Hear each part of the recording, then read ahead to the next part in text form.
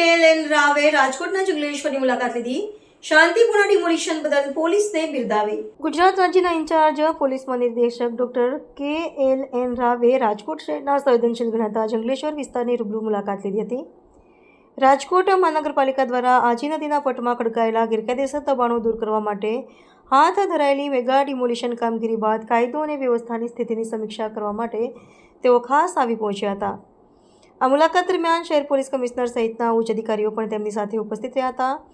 જંગલેશ્વર વિસ્તારમાં આજી નદીના કાંઠે વર્ષોથી અડીંગો જમાવીને બેઠેલા અંદાજે 1500 જેટલા ગેરકાયદેસર મકાનો અને દબાણોને દૂર કરવાની કામગીરીની પોલીસના ચુસ્ત બંદોબસ્ત વચ્ચે શાંતિપૂર્ણ રીતે પૂર્ણ કરવામાં આવી હતી. કોઈપણ પ્રકારના અનિચ્છનીય બનાવો વિના આટલું મોટું ઓપરેશન પાર પાડવા બદલ ડીજીપી ડોક્ટર રાવે રાજકોટ શહેર પોલીસ કમિશનર કામગીરીની સરાહના કરી હતી અને સમગ્ર પોલીસ ટીમને અભિનંદન પાઠવ્યા હતા. તેમણે દબાણ મુક્ત કરાયેલા સ્થળનું પ્રત્યક્ષ નિરીક્ષણ કર્યું હતું અને સુરક્ષા વ્યવસ્થાને ઝીણવટભરી માહિતી મેળવી હતી. આ પ્રસંગે મહત્વનું નિવેદન આપતા ડીજીપીએ સ્પષ્ટ કર્યું હતું કે જંગલેશ્વર વિસ્તારને હવે સંપૂર્ણપણે ક્રાઇમ ફ્રી વિસ્તાર બનાવવામાં આવશે. તેમણે ઉમેર્યું હતું કે ભૂતકાળમાં અહીં ગુનાહિત પ્રવૃત્તિઓ આચરતા તત્વો સક્રિય હતા, પરંતુ હવે પોલીસ દ્વારા કડક હાથે કામગીરી કરવામાં આવશે.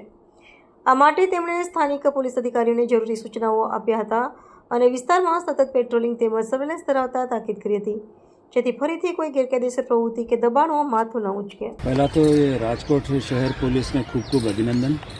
અને જે રીતે આપ કહો છો કે સૌરાષ્ટ્રમાં એ પહેલી વખતે એટલી મોટી લેવલ ઉપર આપણે ડિમોલિશન થયું છે અને એ પણ શાંતિપૂર્ણ રીતે થયું છે, અને ખૂબ એના બદલ રાજકોટ શહેર પોલીસને અને તમામ અધિકારીઓને કર્મચારીઓને જે આમાં યોગદાન આપ્યું છે એમને ખૂબ ખૂબ અભિનંદન.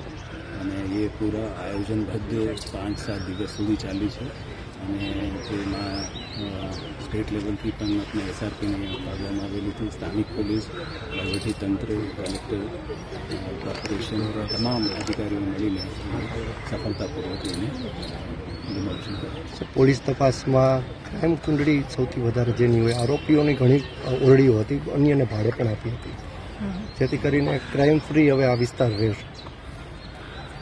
હા, આવતા દિવસોમાં જે કંઈ બચ્યું છે એનું પણ આપણે ડિમોલિશન કરી અને એ ક્રાઇમ ફ્રી બનાવવાનું આયોજન છે.